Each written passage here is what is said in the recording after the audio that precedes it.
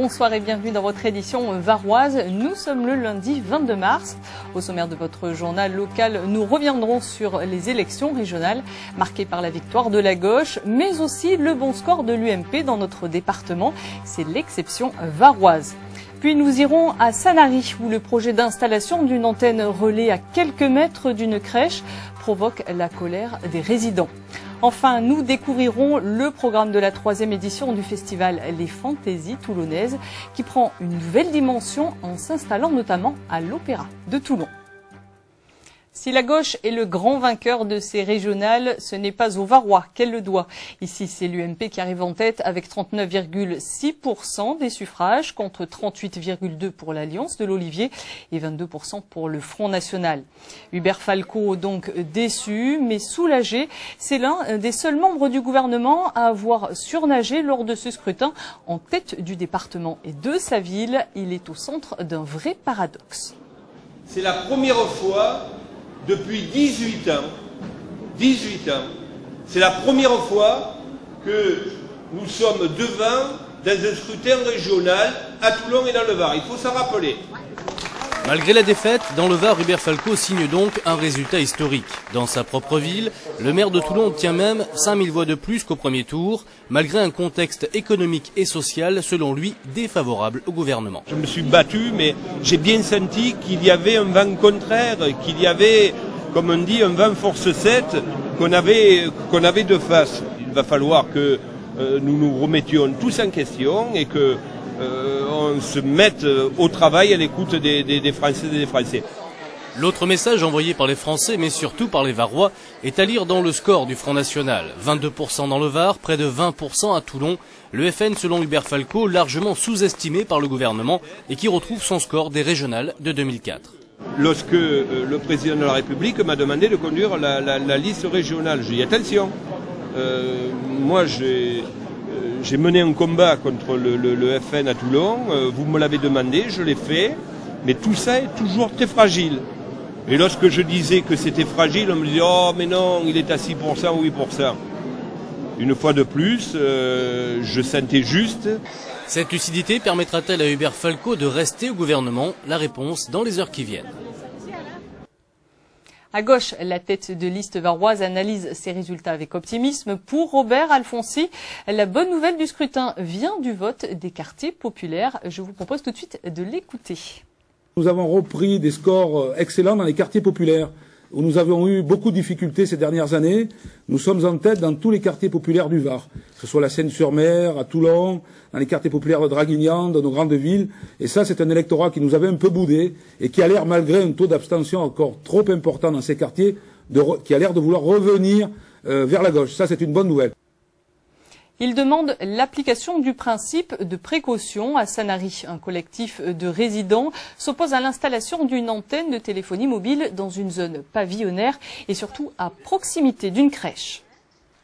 Dans le quartier de la Poussarac à Sanary, c'est le branle-bas de combat. L'annonce de l'installation d'une antenne de téléphonie mobile, début avril, fait craindre le pire aux riverains. Alors, pour interférer dans ce projet, un collectif s'est créé, agissant au nom du principe de précaution.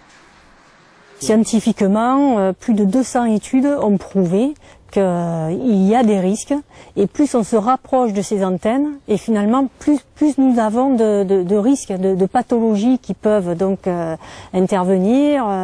Ça peut être très très grave, ça peut être de l'Alzheimer, du cancer, ça peut être des picotements, ça peut être des insomnies. Un pylône et son antenne existent déjà dans ce quartier, alors pourquoi ne pas l'utiliser? C'est la question que tous se posent ici. Le projet est là. Nous en avons une deuxième qui est située à même pas 100 mètres. Et nous allons être donc pris entre deux arcs d'ondes électromagnétiques. Le progrès, oui, mais un progrès réfléchi. Interpellé par ce collectif, le maire de Sanary se dit impuissant face à cette situation. Aucune loi n'interdit l'installation de ce type d'antenne. De plus, opposée à un projet similaire en 2001, la commune a été déboutée au tribunal administratif et condamnée à payer 3 000 € aux opérateurs concernés. Aujourd'hui, si on veut éviter les antennes mobiles, Au nom du principe de précaution, il est important que le législateur se prononce et fasse un texte qui soit lisible pour les élus, bien sûr, pour les opérateurs de téléphonie mobile et, bien entendu, pour les magistrats. Si aujourd'hui je fais encore obstruction à l'installation d'antennes, je serai de nouveau condamné et donc le contribuable le paiera. Samedi matin, le collectif et les 400 signataires de cette pétition manifesteront à Sanary avec l'espoir d'être entendus au plus haut niveau départemental. Si vous prenez le train, attention, ce soir dès 20h et demain toute la journée, le trafic des TER et des TGV sera perturbé en raison d'un mouvement de grève nationale. On annonce donc un TGV sur 2 et un TER sur 2 entre Marseille, Toulon et les Arcs. Vous pourrez avoir toutes les informations sur ce numéro qui s'affiche en bas de votre écran. En basket, ce week-end, le HTV en déplacement crée l'exploit en s'imposant face à Nancy, l'une des grosses écuries de la proie, 90 à 95. Nancy prend ce match par le bon bout grâce à un Marcus l'auteur des grands soirs, auteur de 22 points. Après le premier quart-temps, Toulon compte 11 points de retard. À Toulon, on n'a pas beaucoup d'argent, mais on a des idées. Alain Weiss, l'entraîneur varois, décide de jouer en zone pour casser le rythme nancien. Et ça marche. Le SLUC est en panne d'idées. Toulon inflige à Nancy la bagatelle de 30 points dans le deuxième quart-temps, 45-45 à la pause. Et dans le troisième quart-temps, Nancy se montre tout aussi généreux en défense, mené d'une dizaine de points à quelques minutes de la fin. On pensait que tout était perdu donc pour les Nanciens, mais jusqu'au bout ils vont se battre. Et regardez, il s'en faut d'un rien pour que Nancy ne remporte finalement la victoire. Un réveil malheureusement trop tardif. Toulon s'impose 95-90. C'est inespéré et c'est vraiment une des plus belles performances du HTV depuis longtemps. Au classement, Nancy est 6e, Toulon 8e.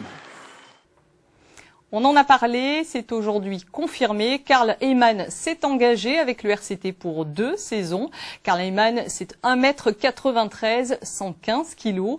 Il est considéré comme l'un des meilleurs piliers droits du monde. À son actif, 47 sélections avec les All Blacks. La 3e édition des Fantaisies toulonnaises débute demain avec Patrick Bosso.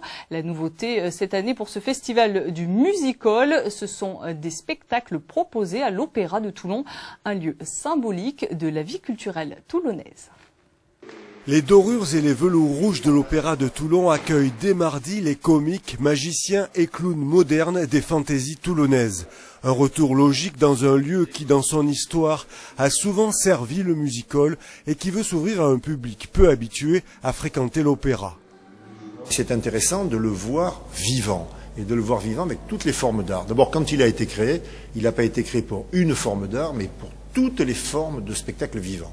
Voilà. Et là, les fantaisies toulonnaises, ça en est vraiment l'exemple. Le fast-food, c'est nous qu'on l'a inventé. On mangeait vite et on partait vite. L'opéra avec 1400 places permet de recevoir des artistes renommés dans de bonnes conditions. Pour preuve, le programme détaillé par l'organisateur. Tu veux qu'il soit à midi? À la montagne? 3 moments forts puisqu'on accueille Patrick Bosso, Anthony Cavana pour la première date de sa tournée. Est-ce que vous auriez voté pour Barack Obama? Voilà un public honnête, c'est vrai, parce que d'après les sondages, 90% des Français auraient voté pour un président noir. Aux États-Unis, hein? Faut pas déconner. Et la création nationale du nouveau spectacle de Shirley Dino. Avant Anthony Cavana, on aura Samy Descoster, qui est un chanteur folk rock français. Et puis avant Shirley Dino, Billy, qui est un jeune magicien.